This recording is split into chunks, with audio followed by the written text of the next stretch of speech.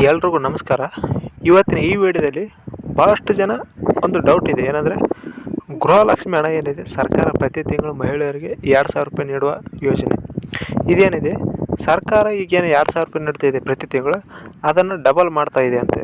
ಅದು ನಿಜನಾ ಅಂತ ಭಾಳಷ್ಟು ಜನ ಕೇಳ್ತಾಯಿದ್ರು. ಮತ್ತು ಇದು ಕೂಡ ಇದೇನು ಟಾಪಿಕ್ ಇದೆ, ಭಾಳಷ್ಟು ಕಡೆ ವೈರಲ್ ಕೂಡ ಆಗ್ತಾಯಿದೆ. ಅದ್ರ ಬಗ್ಗೆ ಸ್ಪಷ್ಟವಾಗಿ ಈ ವಿಡಿಯೋದಲ್ಲಿ ನೋಡ್ತಾ ಹೋಗೋಣ. ನಿಜವಾಗ್ಲೂ ಸರ್ಕಾರ 2,000 ರೂಪಾಯಿ ಏನಿದೆ ಅದನ್ನು ಡಬಲ್ ಮಾಡೋಕ್ಕೆ ಹೊರಟಿದೆಯಾ, ಸರ್ಕಾರ ಬಳಿ ದುಡ್ಡಿದೆಯಾ, ಮತ್ತು ಇದು ಮಾಹಿತಿ ಏನು ಎತ್ತ ಎಲ್ಲವೂ ತಿಳಿಯೋಣ. ಆದ್ದರಿಂದ ವಿಡಿಯೋವನ್ನು ಕೊನೆ ತನಕ ನೋಡಿ.